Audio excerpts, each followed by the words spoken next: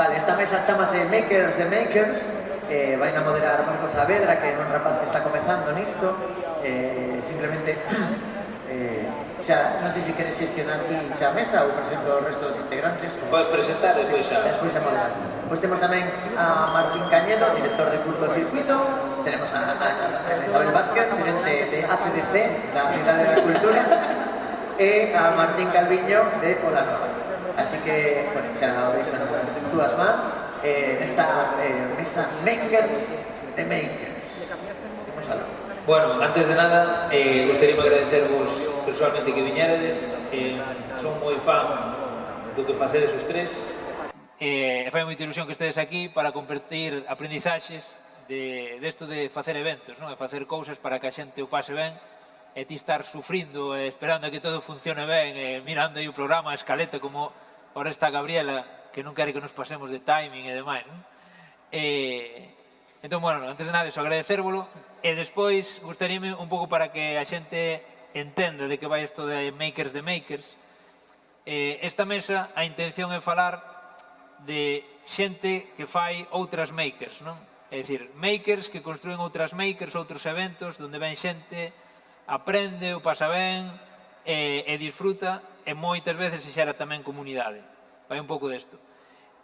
Para non presentarvos eu, non falar da vosa trayectoria do vosso evento, me gustaría que puderes facer un formato pitch de 3 minutos, contando, bueno, un pouco de quen vides sendo. Empezamos por ali? Bueno, eu son Martín Cañedo e traballo na produción. Últimamente ou principalmente en eventos, aínda que fixen tamén produción audiovisual e televisión e iso, pero bueno, xa fai anos empecé a traballar nunha produtora que producía un festival e tocoume estar aí nesa produción que se prolongaba durante bastantes meses no ano e un pouco como que me especialicei nesa parte de eventos da empresa e tiña produción asignada de Curtocircuito, Festival de Cine de Santiago, e por aí empecé a traballar.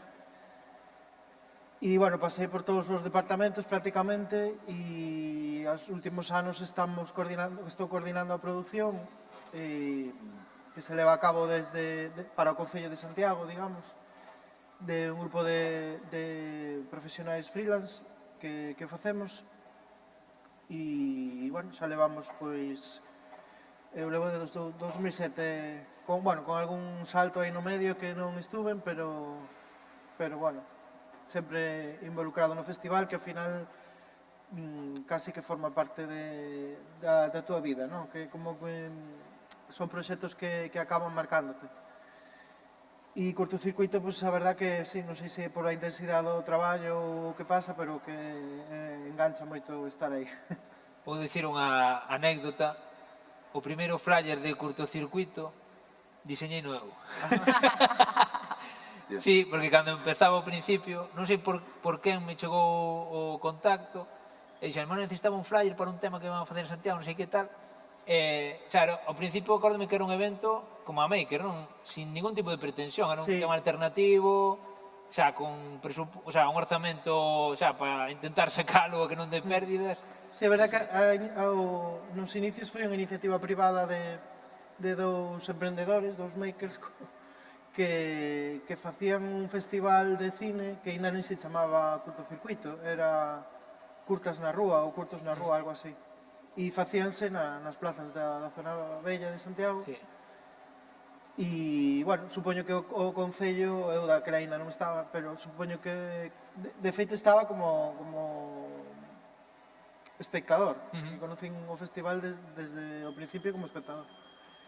E nesa época supoño que o Concello veu o potencial que tiña a nivel de rúa, porque moita xente se xuntaba, o bo que ten facer eventos na rúa e que, sobre todo en Santiago, hai moitísima xente a que chegas sin ter que publicitarte, porque son transeúntes ou que sea. E a verdade que se xuntaba moita xente. E por aí empezou o festival, despois, bueno, evolucionou no que é agora. Ana, continúas ti?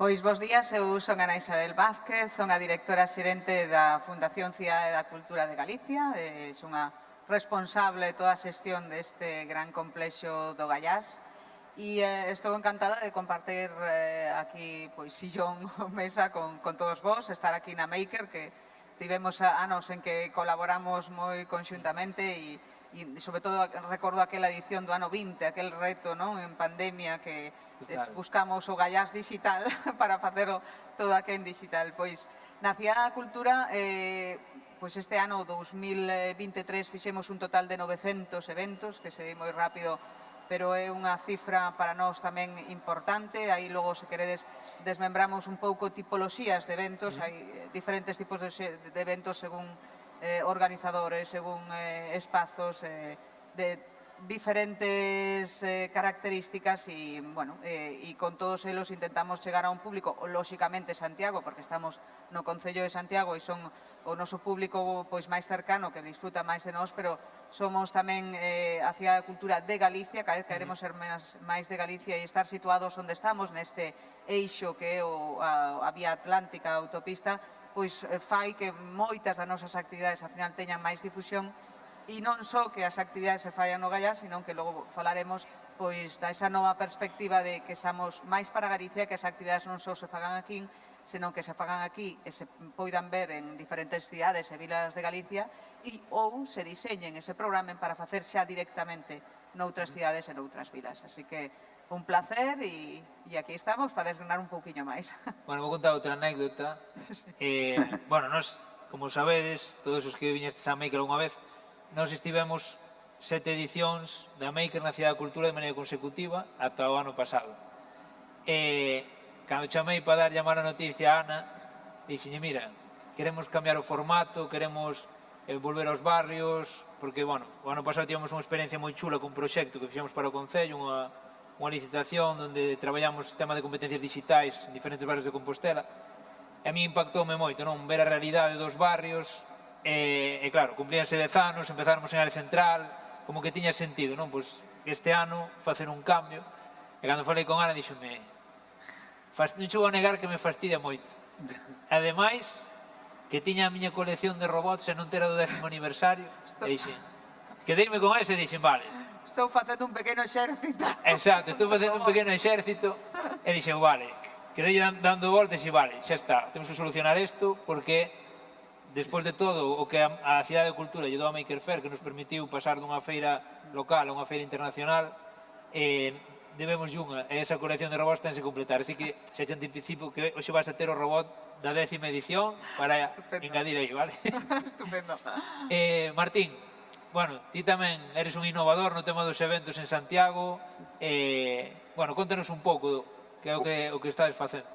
Son sobre todo promotor musical e empecé xa hai moitos anos facendo un festival que se chamaba Vía Estelae de música barroca, traballando, e empecé con 20, 21 anos e con 26, creamos un festival que é Autono Kodax, que ainda segue hoxe en día, que é máis de música americana. Despois empecé e fixe unha sala de concertos de cero, que é a Sala Riquela, onde programamos en torno a 100, 120 concertos ao ano.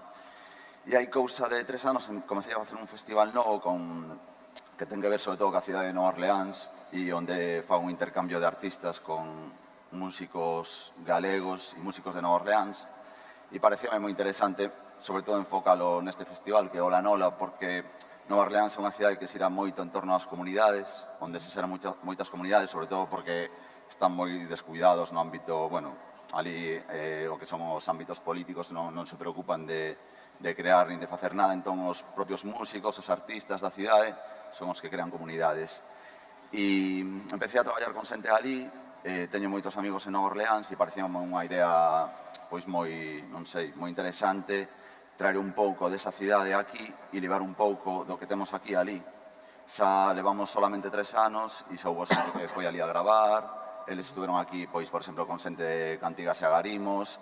E, o que teño ahora en mente, sobre todo, e o que me motiva é crear esa comunidade e ese intercambio entre xente de Compostela, que cando facemos aquí involucramos tamén a toda a cidade, non só no Riquela, facemos en todos os bares da zona bella, e xerar sempre dinámicas culturales entre diversas cidades, neste caso Nova Orleans e Compostela.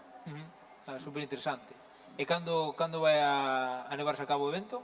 Ahora facemos, bueno, o ano pasado fixemos Compostela, Oporto e Lisboa e este ano estamos en Santiago en setembro, logo facemos 2 días en Ourense e vamos ali, pois enseñolle a Llariz, vamos a Ribadavia, están con asociacións de músicos galegos, molalle moito o tema das pandeiretas, por exemplo, e logo vamos tamén a Madrid este ano 2 días. Facemos como unha especie de laboratorio musical en donde temos, este ano creo que son 15 músicos, pois estamos tocando e conocen sitios e é moi interesante. Sobre todo, a mí o que me enorgullece moito que eles cando volven alá falan do que hai aquí e claro, quedan sorprendidos. Todo o mundo quere vir a visitar Galicia, estar aquí. Ese é o que máis me motiva do festival. Que guai. Bueno, vamos saltar un pouco a orden das preguntas, porque ahora que falabas de comunidade, sí que me parece super interesante, creo que ven ao caso, que comentedes un pouco, porque personalmente hai unha das cousas que máis me... Tes algo, verdad? Vale. Hai un collón de xente con virus e movidas, esta temporada. Frío, calor. Total. Elena, podemos poñer un pouco de agua aí? Gracias. Unha das cousas que me parece máis complexa dos eventos é precisamente esa, non? O tema de montar comunidade. Gustaríame que me comentárades vos como fixestes, non? Nos 3 casos moi diferentes, iniciativas privadas, iniciativas do ámbito público-privadas, como facedes para xerar comunidade nos eventos que montades? Ou, hai eventos que a mellor non o conseguides, que credes que é necesario para construir comunidade? Ana. A ver, nós para crear comunidade utilizamos moito as redes sociais porque nos permiten chegar a un público máis amplo, porque nos permiten mostrar todo o que facemos e de feito, bueno, pois nas diferentes redes sociais que temos, desde X, YouTube, Facebook, Instagram e algunhas máis, pois temos máis de 100.000 seguidores, non? Bueno, con cada evento intentamos chegar a un público, intentamos diversificar pois, os públicos máis interesados en actividade contemporánea, outros máis en arte ou música de base, intentamos chegar a público familiar, a máis especializado, poñemos o foco no que queremos e despois utilizamos as redes sociais porque hoxe en día son fundamentais para crear esa comunidade e ao final o que digo, 120.000 seguidores que creamos nesas redes sociais que ao final van seguindo os diferentes eventos que faz e que de alguna forma tamén son difusores dos mesmos, non? Pero ademais de utilizar as redes sociais, que creo que no mundo no que vivimos son fundamentais, ben usadas, tamén creamos o Club Gallás. O Club Gallás é unha forma de fidelizar tamén a todas aquelas persoas de diferentes tipoloxías que están interesadas en algún tipo de evento que se desenvolve na Cidade da Cultura. E aí, simplemente, sin coste adicional, simplemente facilitando un correo electrónico e unha serie de datos, pois creamos unha gran comunidade que non só ten información de todo o que facemos, que lle vai chegando, que eles logo poden escoller aqueles eventos que son máis do seu gusto para acercarse, senón que tamén, de alguna forma, creas esa comunidade e lle proporcionas ventaxas, non? Cando hai algunha entrada, algunha actividade, pois ou poden obter descontos ou se pode obter información para acudir a algún evento que é máis restringido ou algo por estilo. Son os 2 puntos principales nos que traballamos, redes sociais e o Club Gallás, que xa temos máis de 15.000 persoas ahora mesmo anotadas. E con cada evento diferente, de diferente tipoloxía, sempre xurde pois máis persoas interesadas en participar nese club e de intentar recibir toda esa información das diferentes actividades, diferentes eventos que se fan para logo, bueno, poder acudir ou ter algún tipo de ventaxe ou por outra banda, pois estar informado, non, do que culturalmente se fai en Santiago e en Galicia. Guai. Vas ti ahora? A ver, Perdón, perdón. Nada, non te preocupes. Sí, nós tamén, o sea, o tema das redes sociais básico xa fai moitos anos que vimos traballando, e moito con unha persona específico que se dedique a ese traballo. E despois o que sí tamén temos feito e algo que funcionaba moi ben eran este tipo de mesas presentando proxectos innovadores que tiveran que ver co audiovisual ou ca cultura en xeral E ese tipo de reunións pois, sempre atrae a xente, os propios organizadores que se xuntan co resto de proxectos, e ese tipo de mesas ou de espacios de debate sempre funcionaron moi ben en curtocircuito, e moita xente pois, que crea a súa idea a vir ao festival e coñece outros proxectos que lle dá, pois eso, a continuidade e suele funcionar moi ben ese tipo de cosas. Despois tamén o que a nivel de organización o voluntariado que levamos a cabo dentro de curtocircuito sempre foi un voluntariado moi activo e tamén se crea comunidade a partir de aí e vinculado ca universidade, ca sorte de que temos en Santiago de ter a USC, pois e de darlle un pouco de profesionalidade ao tema e de seriedade. O tema do voluntariado que a USC funcionaba tamén como comunidade e xente que empeza sendo voluntaria, que acaba, e incluso algún acabou traballando no equipo do festival. Xa é superinteresante isto que comentas. Bueno, aí temos un exemplo de voluntaria da primeira edición da Mini Maker Fair Compostela, que se fixo fai 10 anos, que hoxe trouxo a camiseta e o flyer original. Pois bueno, sin eles, por exemplo, no noso caso, non habría feira directamente. Xa non chego comunidade. No noso caso, non poderíamos facer a Maker. Para nós os voluntarios e voluntarias son clave absoluta. É o que distí. Ao final, ese voluntariado construe comunidade, non é dun ano para outro. Mola porque cando lanzas o call for volunteers e a xente se apunta, faz o grupo de WhatsApp, xa ves a xente super motivada, é como que che tira de ti e do evento, non? Sí, con pouco que lles deas, e eso que distí, un grupo de WhatsApp que se sintan un pouco integrados, funciona moi ben. E aparte que... E fan comunidade. A mí me parece, xa que eu fun, de novo, nunca fun voluntario de nada, e ahora de máis maior, pois sí que, bueno, pois estás como máis concienciado, non? E sí que vas máis de voluntario a certos eventos ou axudas máis de maneira desinteresada e tal, pero é que é increíble porque a cambio dunha camiseta, no noso caso, non? A cambio dunha camiseta e un ticket de comida, a peña se desvive, sabes? É increíble como contaxan a enerxía, non? Cando ti estás aí estresado mellor que vendo tal vez un par de voluntarios que veñen aí a tope e dis, veña, vamos, xa se che quita o cansancio, o mellor sin dormir, eso totalmente. O sea, comunidade, casi che diría comunidade de coidados, ao final, casi. Sí. E no vosso caso, por exemplo? Bueno, en primeiro lugar, a min gustame moito o termo comunidade, que, sobre todo no ámbito musical, non se suele utilizar moito, e é unha palabra que creo que hai que recuperar, e, sobre todo, estos días estábamos falando, eu que me creí na zona bella de Compostela e tal, e pasa en todas as cidades do mundo, non só en Santiago, como que todas as cidades, os espazos están perdendo a alma, non? Porque se perden as comunidades, o sea, a xente que facía dun lugar especial, pois xa está desaparecendo, como o turismo de masa, bueno, o que está pasando, que todo o mundo, como en todo o mundo fala. E este tipo de festivales que facemos, neste caso na zona bella, pois falo de curtocircuito, hai moitos, non?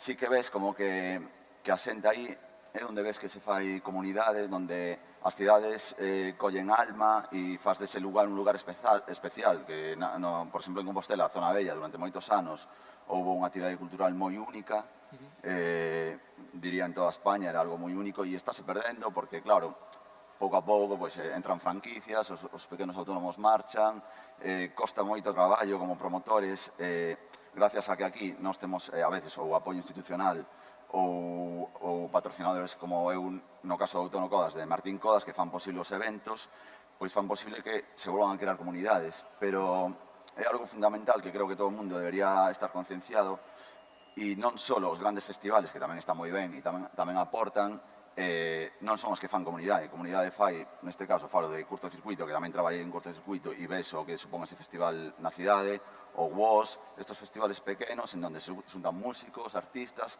a veciñanza vai a charlas, vai a aprender a tocar pandeireta, a ver unha curtometraxe ou a tocar con dous tíos de Nova Orleans.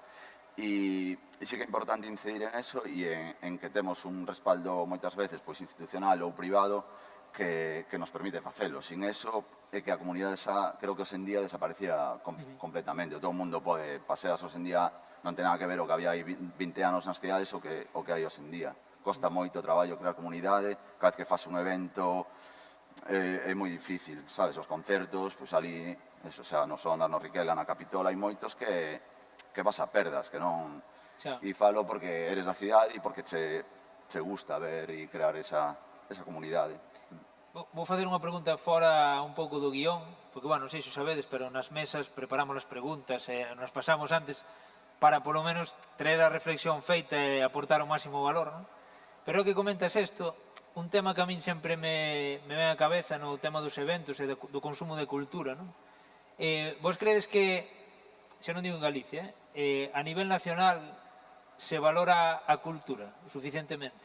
Porque nós tivemos varias experiencias ca Maker, non? O primeiro ano foi gratuita, como este ano, e a partir de aí, para poder facela, tivemos que poñer entradas. E claro, nós formamos parte dunha comunidade moi particular. Ao final, a comunidade Maker, dentro da comunidade Maker hai perfiles como moi talibáns do tema Maker que, por exemplo, non están de acordo en que haya proxectos que non sexan open source que veñan a Maker Faire, non? Por exemplo, nós vémolo de outra maneira. Nós nos interesa que veña toda a xente que fai cousas que axuden a mellorar, tanto que patenten ou que non os patenten, porque así podes educar a xente que patenta tamén noutro modelo, non? É dicir, oye, pois hai un modelo que é colaborativo, onde podes ofrecer o teu coñecemento en aberto e que xente de todo o mundo, con eso, pode mellorar a vida, non? Por exemplo. Non? Pero, claro, empezamos a cobrar e tuvemos críticas da nosa comunidade, non? Decir, como unha Maker Faire cobra? Non cobraba ningunha Maker Faire aquí en España, no mundo moi poucas cobraban, e dicimos, sí, é que senón non se fai. Que preferimos? Que se faga e cobrando ou que non se faga? E sempre teño o tema de, oye, aquí realmente a xente valora e está disposta a pagar pola cultura. Vos que credes sobre isto? Porque me parece un tema, polo menos interesante, de debatir e de sacar un pouco a palestra, non? Porque a mí dá má sensación de que a nivel nacional non valoramos suficientemente a cultura, pero é a miña sensación. E estuve vivindo en Londres, por exemplo, e ali nadie se cuestiona. Por exemplo, a Maker Faire de Londres cobrache 15 ou 20 libros por entrar, as pagas máis contento que unhas castañuelas e ao mellor os contidos son peores que os que temos aquí. Non? Pero non te cuestionas eso porque estás en Londres e supónse que 20 libras é incluso barato. Non sei que opinades vos desto. Sei que é un tema polémico, pero sí que me... Nos temos que cobrar, o sea, desde o principio o tiñamos claro eso. Hai que terse que valorar de algún xeito e, bueno, ao ser un festival que parte do Concello, pois entendemos que ten que ser un mínimo asequible, digamos, incluso con descontos e todo tipo de abonos e cousas destas, pero, bueno, o mínimo creemos que por valorar o traballo da xente pois, que é necesario. E despois que tamén é ainda que non supón moito porque son precios populares, pois é un pouco de financiación que che entra para poder ofrecer mellores contidos. E se valoran ou non, eu penso que sí, que iso cambiou un pouco cos anos. Eu creo que antes se veían máis eventos gratuitos e que dun tempo a esta parte non atopas moitas cousas que sean, o sea, o mínimo sempre creo que se está cobrando, incluso na Cea Cultura creo que pasa o mismo, que sea política, ¿no? Que eso, un mínimo que lle dé ese valor que pode ter, que creemos que ten, para que non supoña, pois, que de repente teñas a sala vacía cas entradas vendidas, porque, claro, pero se xa pagaches algo, pois, polo menos darles a... Bueno, aparte que ao final claro, repercute en todo o sistema, non? Sí. Porque se ti non podes cobrar ou tes pérdidas nun evento, neste caso, a xente que está traballando nese evento tampouco vai ter uns soldos mínimos decentes, non? E repercute un pouco en todo hacia atrás, na cadena. E no vosso caso, Ana? A ver, eu creo que a cultura de pagar por asistencia a eventos culturais estamos pouco a pouco gañando. Igual non era algo que co tempo a xente estuviera familiarizada, non falo de Galicia ou falo máis a nivel nacional, non? Nós, ademais, somos administración pública, inda que tamén temos un componente privado no de que hai aportacións de empresas que conforman pois un fondo co que pagamos a actividade, non? Pero sí que polo feito de ser administración pública e ter os presupostos que veñen da administración, da Xunta de Galicia, pois non se espera de nós que cobremos, eu creo. Entón, as exposicións, por exemplo, o acceso, inda que moitas veces, como agora mesmo, hai exposicións moi exclusivas que só están aquí agora mesmo, por exemplo, de Tesouros, e que non vai a estar en ningún outro sitio de España, e que sería lóxico cobrar unha entrada, pois que a cobran en todos os sitios, pois nós temos esa entrada gratuita que polo feito de ser administración pública un pouco temos que facilitar e educar e intentar que a xente se anime, que o custe non sexa un impedimento para que a xente disfrute da actividade. Pero sí que é certo que en outras, pouco a pouco, sí que estamos poñendo algún tipo de cobro por entrada, que son unhas cantidades asumibles. A verdad que son pequenas cantidades que axudan un pouco o que decía tamén Martín, de que a xente se comprometa, non? Que teñas un auditorio con todo reservado, e se non ninguén pagou nada por iso, pois chega o momento que se fai mal tempo, a xente non ven e de repente non podes vender máis porque tes todo cheo, en principio, e, sin embargo, tes a sala vacía, non? Entón, ese é o motivo principal polo que sempre intentamos nas actividades ter unha pequena entrada. E falo de cantidades moi pequenas, 3 euros, 5 euros, en escenas do cambio 9 euros, son actividades que creemos un prezo que é absolutamente asumible por todo o mundo, independentemente de que a veces esteamos en situacións económicas xerais complicadas, pero que a xente poida disfrutar delas. Entón, establecer gratuidade e pagar un prezo creemos que cada vez é fundamental tamén para os artistas, que moito nos ten dito de que algún prezo é recomendable para que a xente entenda o gran esforzo de organización e de coordinación de moita xente traballando para que se poida disfrutar aquí de cousas a nivel nacional. O aspecto musical, os atardeceres, Día da Música, son para, sobre todo os atardeceres para xente que está iniciando, e aí entendemos, e sempre entendemos que era gratuito, para intentar fomentar que toda esa xente que empeza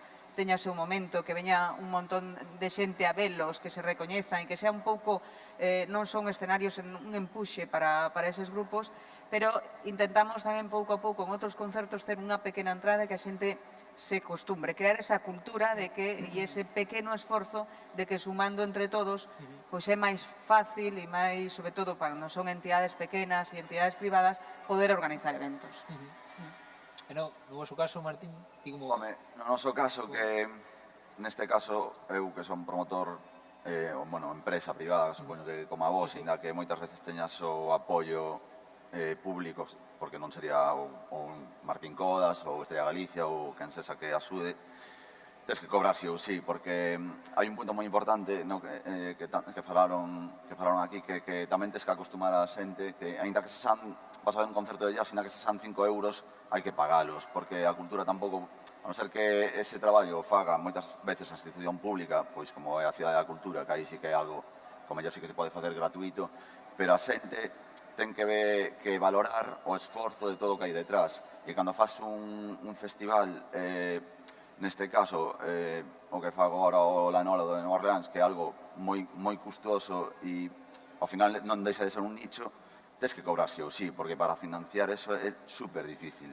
E a xente ten que valoralo. O sea, ti tens que ir igual que vas a un partido de fútbol e pagas, ou un de baloncesto, e a xente paga por ver Netflix, ou pois se vas a ver un concerto de jazz, do que sexa, de reggaetón e tal, pois tens que valorar o traballo do artista, do promotor, do técnico de son, de comunicación, de toda a xente que hai detrás traballando e que ten que vivir deso tamén. E creo que é importante, máis ou menos, intentar cobrar sempre en todos os eventos, sobre todo privados, claro. E agora, dos eventos que fixeses esta hora, se pudera de resumir como as cousas máis divertidas e as cousas que máis vos custan de montar un evento, cales serían para vos? Cal é o proceso máis divertido de montar o evento e cal é normalmente as maiores dificultades cando veñen? Antes comentaches unha, Ana, por o tema climatolóxico, non? Nós estamos rezando para que hoxe non fixese un día de playa destos de la leche, porque digo, que non vai haber ni Dios. Para mí, por lo menos, é unha dificultad, non? Que temos todos os anos aí, dicir, esperemos, que sempre facemos la maker nestas datas, é como, esperemos que non viña un día de playa. Non sei, no caso de curtocircuito, por exemplo? A ver, no meu caso concreto do meu traballo é moi intenso no momento previo do evento. E para min o meu favorito é o evento en sí, o sea, a semana de curtocircuito, que xa está todo pescado vendido, digamos, pola miña parte, pois é remangarse e levar a cabo polo que tanto estuveches traballando meses anteriores.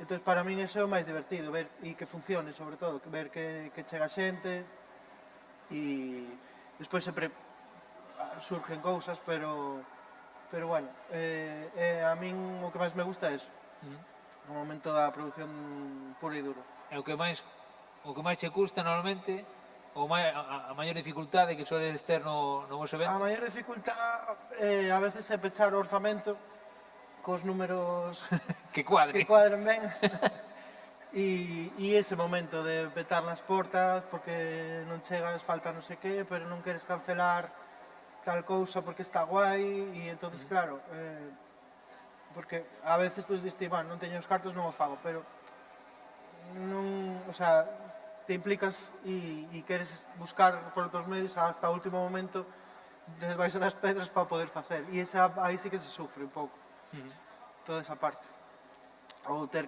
que cancelar algo así non mola. E Ana? A ver, no noso caso temos... Vai, te desmostre de eventos. Sí, temos unha chea de eventos. Quizás dos eventos propios dos que facemos nós, o máis complexo sempre a parte orzamentaria, claro, deseñar o evento, ter orientado o público e logo, encaixalo neses orzamentos. E logo, ao final, creo que tamén, no noso caso, é intentar facer que todos os nosos equipos moi profesionales de diferentes departamentos traballen ao unísono, non? Decía unha compañeira fai pouco falando unha exposición que e se pode decir de calquer proxecto que organizamos, que é como unha gran orquesta na que todos os músicos teñen que estar perfectamente sincronizados, senón o evento non sae, non?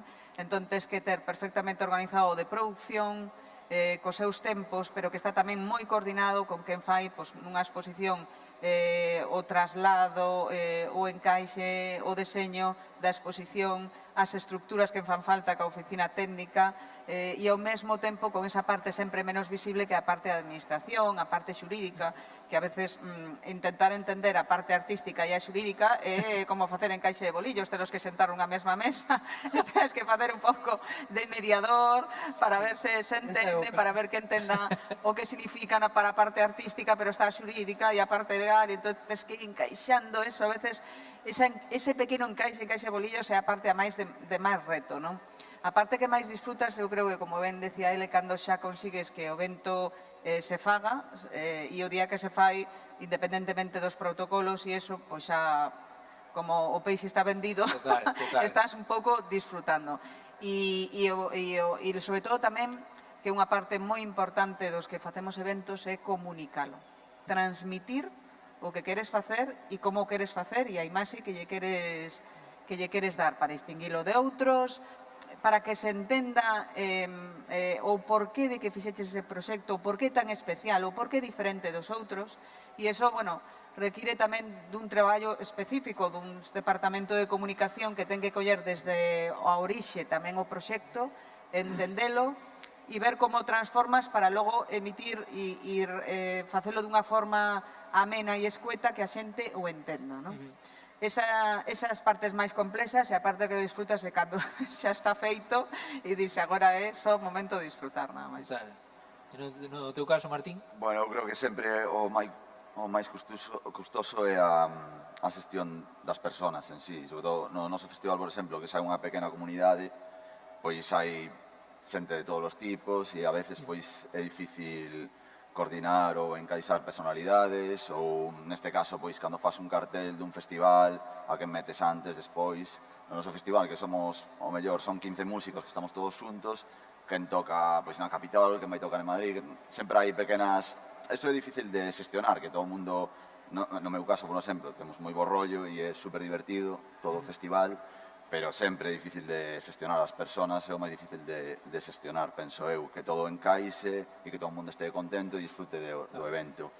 E a mí, personalmente, o que máis me gusta é o que falamos antes, de facer comunidade. No meu caso, que son de Compostela e que me criei aí, ver que cando faz un festival ou un evento se involucra a cidade e a xente gustalle e a xente de fora ven e logo fala ou do festival ou de que ben se come en Compostela ou que bonito é Galicia, ou que sei. Non sei, a mí eso é o que máis me enorgullece e o que máis satisfacción me dá cando fago un festival ou un evento.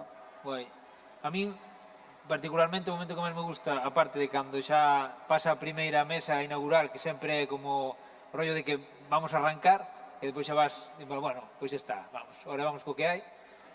A min a sensación de chegar a casa despois do evento e cenar algo, o que sea, o que haya, por diante. O sea, é como un rollo de, como se te acabaras de quitar 20 kilos de encima e desto que en plan, buah, xa está. É como, casi como cando acababa o cole e ibas de vacacións, non? É un pouco ese rollo. Esa sensación me parece única. Bueno, creo que quedanos un minuto, ou xa estamos en tempo, vamos a facer unha última ronda. Non sei se alguén ten unha pregunta, se alguén quere preguntar algo, pode levantar a má e xa vos acercan o micro, pero vou facer unha última ronda rápida con vos. Hacia onde, que visión tedes vos no mundo dos eventos, hacia onde crees que van a ir os eventos na próxima década, non? Hacia onde credes que van a evolucionar? Tedes algunha visión nese sentido? Os eventos en xeral. En xeral, si, o mundo dos eventos. Son moi Ou difíciles. se queredes o vos evento ou un dos vosos eventos particularmente, ese vos é máis fácil de baixalo. A ver, no caso de cortocircuito, hacia onde está indo é a multidisciplinaridade, o sea, xa fai anos que o está indo e non só é un festival de cine, é un festival de música, no que se mezclan as artes, non hai cabida para moito tipo de expresión artística e por aí un pouco é o camiño que está seguindo o festival. Non ceñirnos a proxeccións de cine típicas de, bueno, vou a sala, vexo unha película e me vou, sino que de repente na sala está o director, faise un coloquio, ou de repente hai un evento audiovisual que mezcla performance con imaxe, entonces, bueno, a xente un pouco busca esa experiencia que a nivel, por exemplo, cando foi da pandemia, que tiñamos, bueno, todos a dificultade de ver como sair adiante, pois surdiron os eventos virtuais, bueno, pois ter as películas en internet de alguna forma, como fora, pero e un pouco por aí se pensaba que iba a ir hacia onde íbamos a ir e se demostrou que non, que en canto se abriu outra vez a historia a xente quería estar nos sitios e facer comunidade e entonces pois hacia onde íbamos a ir non o sei, pero un pouco o que sí que hai que facer, ou creo que escoitar un pouco a xente e estar pendiente de a mellor non ir por diante, pero si ir a par, por si agora mesmo a xente está en internet, en TikTok e todas estas cousas, pois intentar acercarse ao que a xente demanda e non quedarse estancados. Guai. No noso caso, que somos así un pouco particulares, nos eventos externos que acollemos, pasamos de 300 no ano 21 a 700 no ano 22, creemos que a xente, as institucións públicas, privadas, empresas que alugan espacios da cidade da cultura están buscando un entorno diferente, non? Nós non somos un pazo de congresos, somos algo máis complexo, diferente, e creo que se vulca esa diferencia, esa arquitectura, algo bueno, que os distingue dos restos de eventos que se poden facer en espacios máis habituais. E en eventos propios que nos programamos, sí que é certo que o ano 20 a pandemia nos meteu o sector cultural de cheo na digitalización e na tecnoloxía, porque tivemos que buscar formas de non parar, consideramos que non debíamos parar, que debíamos seguir facendo cousas, y ahí empezamos a retransmitir en eventos en streaming ou eventos que solo eran para en streaming, logo era doble vertente, a híbridos. Bueno, nos fixo conectar de alguna forma con diferentes partes do mundo, aquelas exposicións que pola pandemia só podía haber 8 persoas na sala. Bueno, pues aprendemos e fomos pioneiros de decir, bueno, pues vamos a retransmitilas e que o colexio non pode vir aquí, vamos a irnos ao colexio. Creo que esa parte digital se quedou, é certo que non é aquelo dos principios, que todo era en streaming e logo todo era híbrido, a veces a xente necesitou e necesita da presencialidade, pero esa parte de tecnoloxía quedou aí e quedou tamén na man de artistas que crean unha sección de arte digital. Creo que a arte digital é algo que está innovando, que está crecendo no panorama internacional, nacional e tamén no galego. Nos estamos creando o primeiro centro de artes digitais e experiencias como, por exemplo, Hábitats, que tivemos na Cidade da Cultura, onde a través da realidade virtual podías estar disfrutando de diferentes ecosistemas do mundo que de outra forma pois case sería imposible visitar ou moi difícil para moita xente. Creemos que esas tecnoloxías quedaron para esa nova comunidade de creadores do mundo digital no que temos que poder proporcionarlle ferramentas e poder proporcionarlle un espazo para crear. Creemos, ademais, que os eventos que nos programamos tanto na vertente digital como presencial non só van a ser na Cidade da Cultura, senón que cada vez e hai máis demanda que a nosa programación se faga en diferentes vilas. Entón, creo que o noso futuro vai un pouco por aí, sair dos muros do Gallás, expandirnos e que a actividade sexa máis de Galicia en todas as vilas e cidades e ter tamén esa man tendida e ese espazo para os novos creadores en xeral de todas as disciplinas para as que vamos a seguir traballando tanto nas residencias artísticas como en apoio aos novos creadores e ademais ese espazo digital que creemos que tamén hai que seguir apoiando. Martín?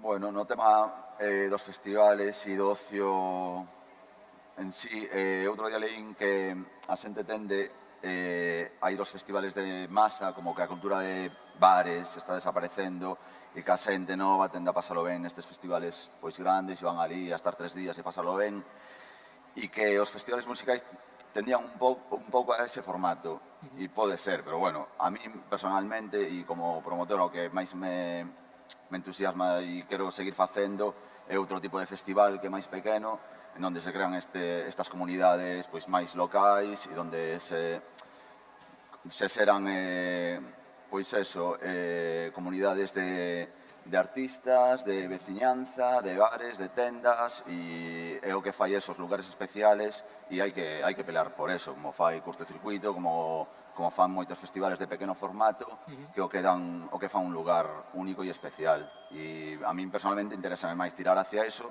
que non a esos festivales de masa, que tamén están moi ben para pasalo ben, pero sin outro tipo de festivales como é todos estos de pequeno formato, non existirían este tipo de comunidades e a xente non tería oportunidades de expoñer os seus traballos, por exemplo. Total. Bueno, non sei se hai alguma pregunta do público. No? Bueno, pois nada, mil gracias por vir a Maker. Convido vos a que dedes ahora unha volta por aquí.